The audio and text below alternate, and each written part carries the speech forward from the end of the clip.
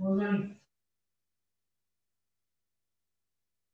girls, as you know we are doing our chapter Bill of Exchange. In this Bill of Exchange, we are doing our case 6, that is dishonor of will. But please listen this carefully. Dishonor means cancellation of bill. Cancellation होता है आपके bill में कोई problem है, आपका bill ठीक नहीं है, उसमें डेट प्रॉपर नहीं है, उस रीजन से आपका बिल क्या कर दिया गया है, कैंसिल कर दिया गया है, जिसको हम बोलते हैं डिसऑनर ऑफ बिल। जो बेटा बिल डिसऑनर होता है वो वेरियस केसेस के अकॉर्डिंग हो सकता है। बिल मेच्योरिटी पे भी कैंसिल हो सकता है, बिल डिस्काउंटेड विद बैंक के केस में भी कैंसिल हो सकता है, बिल इंडोर्स टू क्रेडिटर के केस में भी कैंसिल हो सकता है, और लास्ट केस है हमारा bill send to bank for collection. उस केस में भी आपका बिल कैंसिल हो सकता है। मैं आपको चारों केसेस करवाती हूँ। अगर आपके पास ही बिल है तो बिल कैंसिल हो गया तो हम वर्ड यूज करते हैं बिल रिसीवेबल। अगर आपका बिल बैंक के पास है और बैंक ने आपका बिल कैंसिल किया तो हम वर्ड यूज करते हैं बैंक। अगर आपका बिल क्रेडिटर के पास है, इंडोर्स किया हुआ है आपने, उसने बिल कैंसिल किया तो हम वर्ड यूज करते हैं क्रेडिटर। अगर आप बहुत बड़ी कंपनी हो, आपने अपने बिल बैंक को दिए हुए हैं कलेक्शन के लिए, तो उसने ये वाला अकाउंट बनाकर उसमें बिल रखे हुए हैं, तो उसने अगर बिल कैंसिल हो गया तो आप वर्ड यूज करोगे bill send to bank for collection. It's very simple, मैंने आपको बताया है। अगर ड्रॉअर की बुक्स में क्या एंट्री आनी है डिसऑनर की, ऊपर नाम ड्रॉई का, चाहे कोई भी केस हो, ऊपर नाम किसका आना है, ड्रॉई का, नीचे depend upon the case. Simple case है टू बिल रिसीवेबल, बैंक वाला डिस्काउंटेड का केस है to bank, endorse to creditor का केस है to creditor, bill send to bank for collection है तो क्या आ जाएगा, drawee account debit to bill send to bank for collection account. This is clear. Drawer की बुक में हमेशा यही एंट्री आनी है, समझ के बाद ये हमेशा याद रखना। ड्रॉई की बुक में क्या आनी है, बिल पेबल टू ड्रॉ, क्या आनी है, बिल पेबल टू ड्रॉ। बच्चे ये एंट्रीज आपको लर्न करनी पड़ेगी, डाउट लर्न किए बिना ये एंट्रीज आपको कभी भी नहीं आएंगी। तो आई होप ये आपको क्लियर हो गया हो। मैं आपको अब एक सम करवाती हूँ। Come to your book in the illustration number 8, उसको ध्यान से कर। अगर आप उसको ध्यान से कर लोगे तो आपका ये सारा टॉपिक क्लियर हो जाएगा। हमारा वैसे बिल ऑफ एक्सचेंज का एक रूल है कि हमने सारा सम इकट्ठा नहीं करना, हम एक एक लाइन पढ़ेंगे और उसको सम को करेंगे। तो प्लीज अपनी बुक से इलस्ट्रेशन नंबर 8 निकालो, मैं आपको करवाती हूँ। इलस्ट्रेशन नंबर 8 देखो अपनी बुक में क्या लिखा, रहीम ओड राम। रहीम ओड राम मीन्स रहीम ने राम से पैसे उधार लिए हैं। क्या मतलब होता है, रहीम ओड राम, रहीम ने उधार लिए हैं। किससे उधार लिए हैं रहीम ने, राम। रहीम ने पैसे किससे उधार लिए हैं, राम से। फिर रहीम ने पैसे वापस करने हैं, किसको वापस करने हैं, राम को। जिसने पैसे देने होते हैं, वापस करने हैं, वो कौन होता है, ड्रॉई। जिससे पैसे लेने होते हैं वो कौन होता है, ड्रॉ। रहीम ने उधार लिए हैं राम से, रहीम ने वापस करने हैं तो रहीम है ड्रॉई, राम ने लेने हैं तो राम क्या है, ड्रॉ। Is it clear. अब हम बुक्स बनाएंगे, किसकी बनाएंगे, राम मीन्स ड्रॉर की। एक बनाएंगे हम books of Rahim means ड्रॉई। Is it clear. एक बुक मैंने बनाई ड्रॉर की, एक बनाई ड्रॉई। मेरे साथ साथ सम करोगे सभी आप, ओके। देखो, Rahim owed Ram ₹70,000 for which he accepted a bill. ने बिल ड्रॉ किया 1 जनवरी। देखो बच्चे सेल परचेज नहीं ना लिखा, तो हम सेल परचेज की एंट्री भी नहीं करेंगे। हम अपना सम कौन सी एंट्री से शुरू करेंगे, सेकेंड एंट्री से। क्या एंट्री होती है, bill receivable account debit to, किससे बिल रिसीव किया, रहीम से, रहीम अकाउंट। क्या एंट्री आ गई? Bill receivable account debit to Rahim account.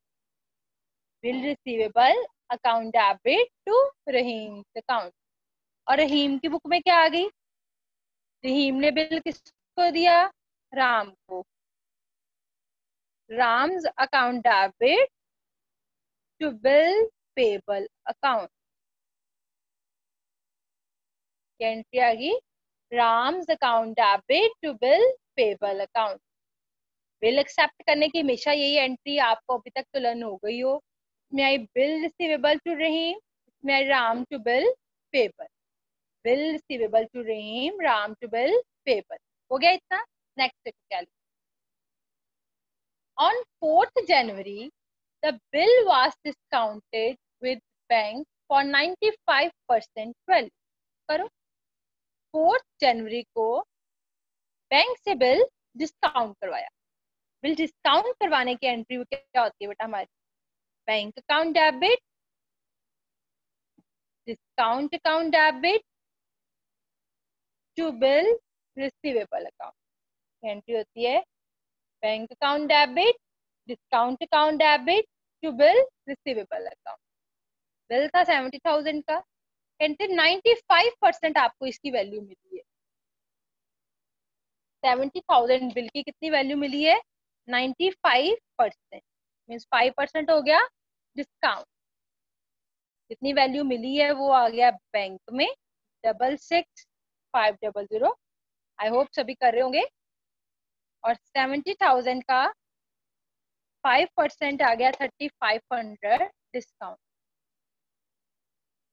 को टाइम से पहले पैसे की जरूरत थी राम को। राम गया बैंक के पास, बैंक को उसने बिल दे दिया और बैंक से पैसे ले आया। ठीक है, रहीम का उसमें कोई काम नहीं। It is clear? I hope आपको क्लियर हो गया हो ये आपको। तो अब हम नेक्स्ट करते हैं। नेक्स्ट क्या है? नेक्स्ट उन्होंने बोला है the bill was not met on the due date. Bill due date को नहीं पे हुआ। Therefore, debited the same to draws account with 10 incidental charges and 40 interest. का मीनिंग क्या है? कि बिल जो है मेट नहीं हुआ। बिल क्या हुआ? मेट नहीं हुआ। ड्यू डेट हमारी कब बनी? 3 मंथ का बिल था, तो 1 जनवरी के 3 मंथ बाद, 1 फेब, 1 मार्च, 1 अप्रैल। 4 अप्रैल को बिल मेट नहीं हुआ, पे नहीं हुआ। तो बिल क्या हो गया हमारा? डिसऑनर। क्या हो गया बिल हमारा? डिसऑनर। डिसऑनर के केस में ड्रॉअर की बुक में अभी आपको एंट्री बताइए ना, ऊपर नाम ड्रॉई का, ऊपर नाम ड्रॉई। समझ गए?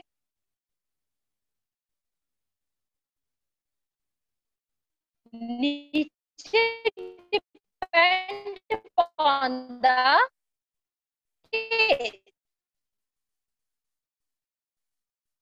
केस को ऊपर देखा करो। ऊपर आपका बिल किसके पास है? बैंक के पास है ना, तो नीचे लिखा है। अगर ऊपर एंट्री इंडोर्स वाली होती, नीचे क्रेडिटर का नाम लिख देना। ऊपर entry bill send to bank for collection होती, तो नीचे होता ऊपर नाम ड्रॉई का, नीचे डिपेंड अपॉन द केस। ये केस आपको कैसे पता चलेगा? अपनी सेकंड एंट्री। सेकंड एंट्री में आपने बिल डिस्काउंट करवाया बैंक से, तो नीचे बैंक का नाम किया। समझ गए? अब बिल की वैल्यू कितनी थी? 70,000 प्लस आपको उसके ऊपर खर्चे पड़ गए, 10 चार्जेस पड़ गए, 40 इंटरेस्ट पड़ गया। उसको हम बोलते हैं नोटिंग चार्ज। उसके लिए भी हम वर्ड टू बैंक ही यूज करते हैं, बट हम 2 बार बैंक नहीं लिख सकते, इसलिए इसी में प्लस कर दिया। तो कितना बन गया? 70,000 प्लस 10 प्लस 40, 70,000।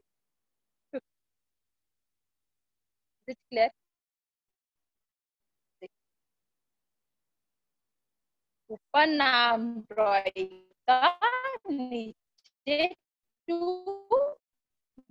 बैंक, और बिल प्लस सारे चार्जेस प्लस।